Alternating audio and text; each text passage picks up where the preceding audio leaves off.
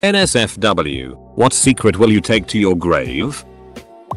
Riding in the car with one of my best friends. He suddenly has a very distressed look on his face and frantically starts stuttering about needing to find a restroom. I will never forget the sound not 10 seconds later of him hitting himself in the driver's seat. I laughed my ass off all the way back to his house. I promised I'd never tell anyone. We had an old cat growing up named Tuna. He was 16 or 17 and had a long and happy life but was really deteriorating. My mom did not want him put down as it was her cat and she seemed to be in denial about how decrepit and near death this cat was. One day she comes home from the store and my dad calmly tells her that he found Tuna dead under a tree in the sun. She was happy he died peacefully and on his own terms. What she doesn't know is that she actually ran him over as she was leaving for the store. She obviously didn't feel him under the tire but my mom killed her cat and we all lied about him dying in his sleep.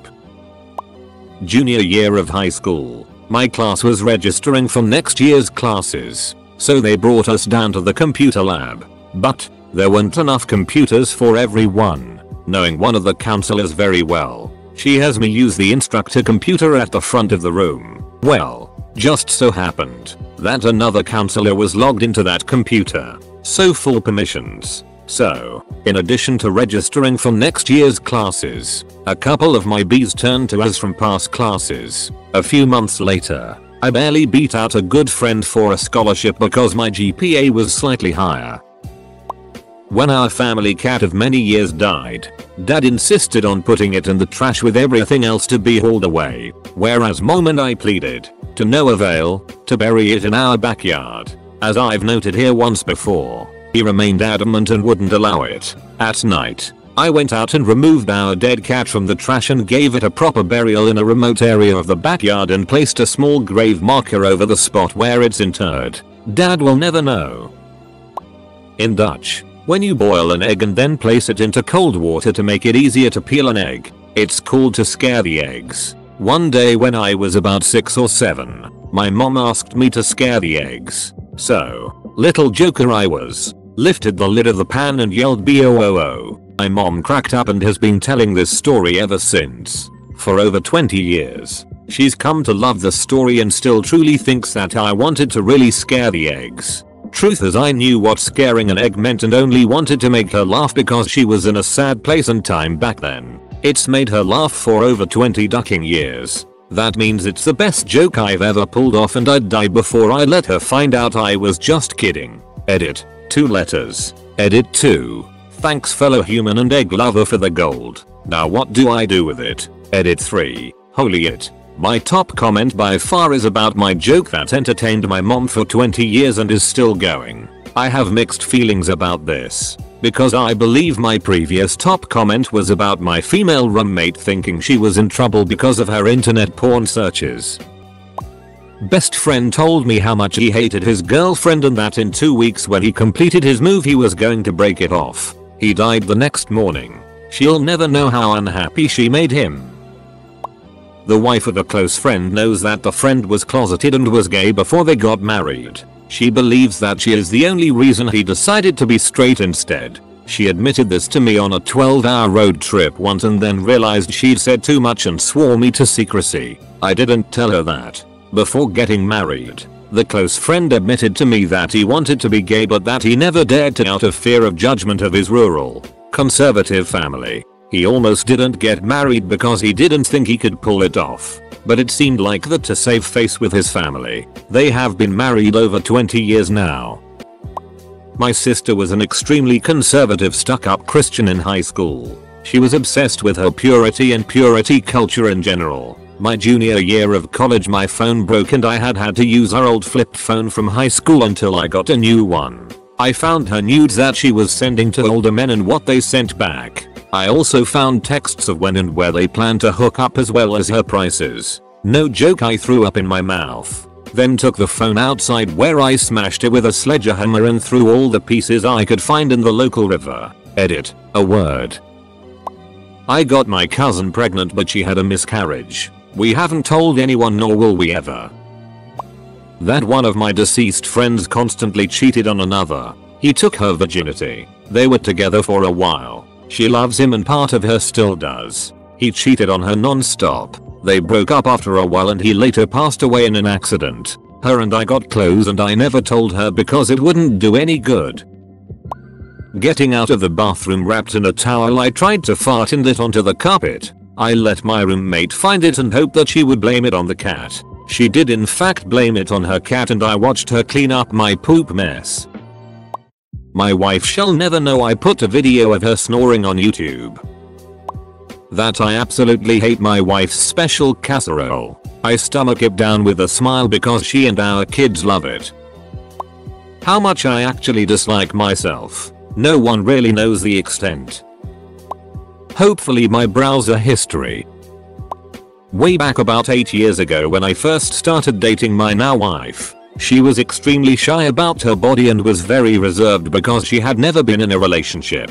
One night while I was over, she said she was going to go take a shower before we went out to eat. About 10 minutes after she left her room to take the shower, I heard a sound from the bathroom. I got up and knocked on the door and asked if she was alright and got no answer. I waited about a minute yelling to see what was wrong and decided I had to check on her to make sure she was alright. I opened the door and she was laying on the floor of the tub passed out with the shower still running. I picked her up and carried her to the bed and grabbed a towel and wrapped it around her and tried to wake her up. After like 30 seconds she regained consciousness and asked if she had managed to put the towel on herself before she passed out. I lied and said she had it around her when I found her to make her feel better about it. I know it doesn't change a whole lot given that we have been married 3 years now, but I'll take it to the grave if it gives her peace of mind.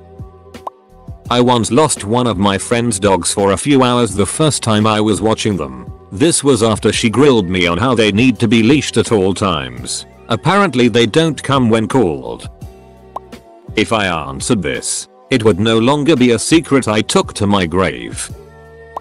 That one time I got busted for weed in college and the police department forgot about it and never followed up on it or put it on my record after explicitly stating they were going to do so. I made a girl come in class. We were watching Boy in the Striped Pajamas. I try not to think about this. Everyone in my family, including my siblings and my dad's mom, believe my dad died of cancer. He really died because he got hep C from IV drug use and later developed cirrhosis of the liver. When my dad got sick, my parents both told everyone it was cancer. It wasn't until 7 years after he passed that my mom told me the truth. In 2008 I became a CNA with hopes and dreams of becoming an RN. However, after 4 years, I left the profession. The story I tell everyone is that my MS made the job too difficult to perform. That is not the case. The real reason is that I developed a morphine addiction after a bad accident and had started to steal the meds from the residents instead of disposing of them after they passed away. I left to get treatment and didn't go back because I didn't want to fall into that trap again. I am now 5 years clean. I threw away my friend's Game Boy Advanced SP when I was younger. Growing up, we both played Pokemon Emerald and Fire Red together on our Gamma Boys. I had a DS with the Game Boy cartridge slot and he had a standard Game Boy. The years passed and we stopped playing Pokemon every day, essentially banishing our Gamma Boys to the dusty realms of the closet shelf. When I was 13 or 14, I stole my friend's Game Boy because I had sold my DS and Pokemon cartridges. I wanted to relive the early years by playing some good old-fashioned Pokemon. One day, he mentioned how he wasn't able to find his Game Boy and asked his mom if she had done anything with it. I pretended to be equally interested in tracking down the missing Game Boy even though I knew damn well it was sitting at my house. I started sketching out about him finding the Game Boy when he was at my house, so I put it in my pocket one day, walked to the public library just outside our neighborhood and threw it in the trash in the bathroom. I couldn't bear with the guilt of telling him that I had stolen it from him, so I tossed the evidence. We're both in our 20s now and he still brings up from time to time that missing Game Boy. He says, dude, whatever happened to my Game Boy? It has to be somewhere in my house. I should find that for old time's sake. He shall never know about the heinous crime I committed all those years ago. Edit. Apparently I'm a piece of it and my friend knows and is trying to get me to confess. This happened almost a decade ago, people. I'm 100% positive his missing Game Boy is one of the last things on his mind. That one Christmas a younger female relative of mine and I were fixing our hair in the bathroom and she asked if I wanted to make out with her. She was pretty high, but I ignored the request and have never brought it up again. I talk about it on Reddit where it's anonymous, but I never speak about it to my friends and family in real life. Basically, my heart is still completely broken from the fact that my only serious relationship didn't work out. I was such a bad partner and father figure. So it's good it didn't work out. I was just making a mess in their lives. But at least once a week I spend time daydreaming about them and wondering how they are doing. My ex's kid should be looking at colleges this year, assuming he goes. He was a smart kid. No reason he shouldn't. I wonder if my ex ever went back to school to get a degree, like she'd mentioned a few times. I wonder if she got married or is with someone long term. Or if her and the kid just settled into their own little family. I know it's not healthy to obsess, and I can't really change the fundamental stuff about me that made me a bad fit for them, but it can be kind of comforting to dwell on it from time to time. When I was 15 I was walking through the woods and saw my principal having a jerk-off session under the trees. No one would have believed me so I said nothing. But goddamn it Mr. McCann, I know what you do in your spare time.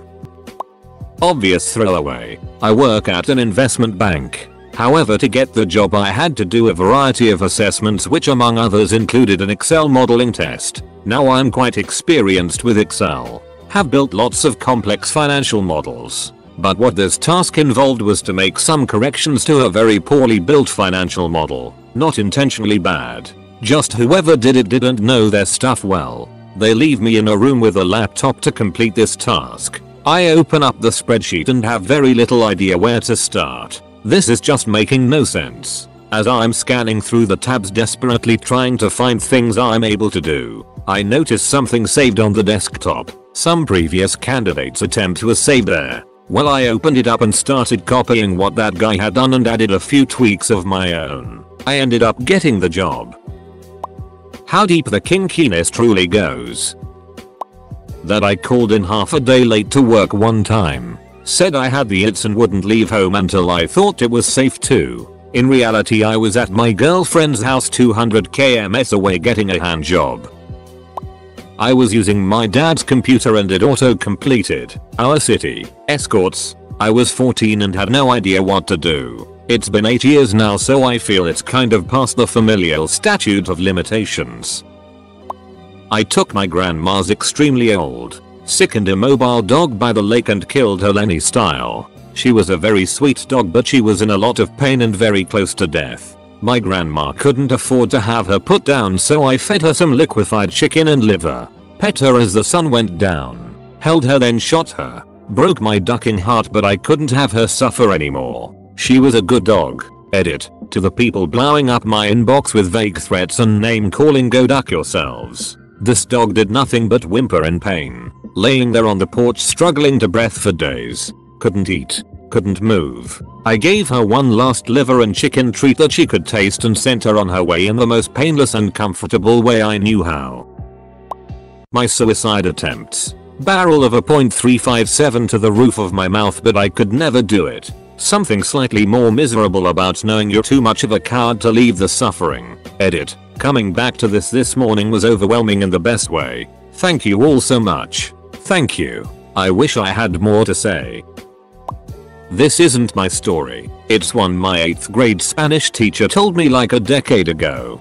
We had a pet turtle who could escape the tank cage. Can't remember. We had for him. We would find him sometimes under furniture or crawling around the floor. I was like 8 or 9 at the time. One day in the winter we couldn't find him in his tank and we looked and looked for him but could not find him. I was heartbroken. I thought he didn't like me so he ran away. My parents went outside to look for him, but it had snowed so he didn't have much of a chance. They found him out there, frozen, but didn't tell me because they didn't want to make more unhappy. They told me he went to a better place or something and that was the last time I heard about it until after my dad died and my mom told me the real story several years later. For some reason they thought maybe he was alive, but just frozen like an ice block. So they put him on a rack above the fireplace stove, can't remember, and tried to thaw him out. They did this at night after I went to bed.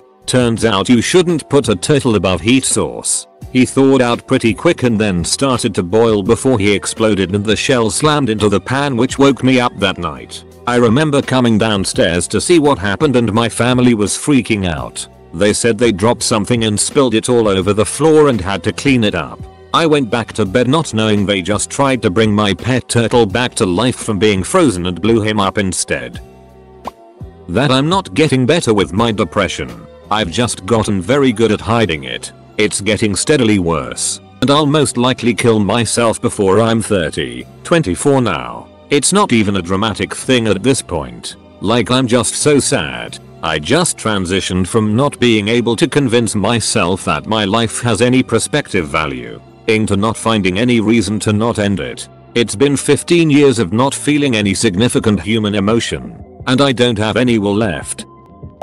How the really nice TV my mom bought for my grandfather actually broke, but she got an even nicer TV for the inconvenience, so that's a bonus. The excuses I make up to avoid social interactions. My friends have told me theirs: birthday party, terribly sick, phone died, etc. And I've seen them use them, but I won't tell mine. Whatever happened to the money? Took the boat out with my wife and her parents. We took a tube and a car charger air pump to inflate it. My father-in-law, who grew up on the Gulf of Mexico, and I backed the boat in while my wife and mother-in-law took the boat out as we put the truck and trailer back in the lot. As we were walking down to the dock, I asked if he had a plug to plug the air pump into. He thought I said, "Did you get the plug like to the back of the boat?" He freaked out, realized he left the plug out, and we sprinted to the dock. We ended up having to swim about 60 yards out to the boat as it stalled before my wife got it back to the dock. We had to be towed back into the boat ramp. It completely ruined the family lake trip and my father-in-law beat himself up over it for a couple of days. He thought I was a hero for remembering the boat plug, and my pride just can't come to terms with telling him that isn't actually what I asked. I pray. I don't know why I keep it secret. I'm not even religious. I haven't been inside a church in decades. I have never read a religious text in detail. But sometimes I whisper a prayer to anything that might be listening. I give it names: God, Allah, Odin, X, because I'm not sure what I'm praying to. I know it's probably wasted breath, but I pray anyways. In my teens I was playing some online game and had chosen a female avatar. I am not female, but I am of the would rather stare at a girl's ass for hours and hours than a guy's camp. This guy started flirting with me and I just rolled with, and it just kept rolling and rolling. I don't know why I did it. I'm most certainly not gay, but even though I was literally catfishing this, assuredly also, poor teen guy, I enjoyed the time I roleplayed a girl. I leave out the last bit when telling the story to my friends. Still feel a little guilty. I just randomly stopped playing one day and never even said bye. Hope he went and found a nice and real girl. He was a gentleman. My father bought me a beautiful Fender Stratocaster for my 15th birthday. It was unique and gorgeous. I sold it to a guitar shop when I was 20 because I needed the cash. I never had the heart to tell him. I even found one exactly like it almost 10 years later. After I had become financially stable, I bought it in an instant. He still thinks I have the guitar he got me for my birthday. I still don't have the heart to tell him. I may have inadvertently caused a close friend to commit suicide. He was heavy into drinking and coke at the time, and he started ducking around on his longtime girlfriend, being close to them both. I told her, which eventually led to him trying to rope her into a murder-suicide before settling on just killing himself. Not really a secret, as I told couple friends back then, although I'm pretty sure they won't remember it, and I don't think I'll be comfortable telling anyone soon, but at times I really wish I could. When I was 17 I started online chatting with a girl who was 31. We met once after 3 months. I actually lied to my parents, said it was an online game meetup, and that ended with a quick peck. Then after another 5 months or so, I got my driving license. Meanwhile, I drove 2 hours to a theme park where I spent what is still the most wonderful day I can remember ever having. It sounds cheesy, but it was just like a movie, including a romantic lakeside and some panoramic kissing. After that day things started going south. for reasons that I now can see pretty obviously. And then we stopped talking, and I've never heard about her since. It's funny. Most would think it was obviously going to turn out bad, and I think I could see that too. But it's still the memory I cherish the most. My best mate's fiance registered sign went on a hooker binge in Prague weeks before marrying her. He unceremoniously dumped her some years later. She gave him everything and was essentially homeless and clueless why. Every time I see her I want to tell her, but no good will come from it.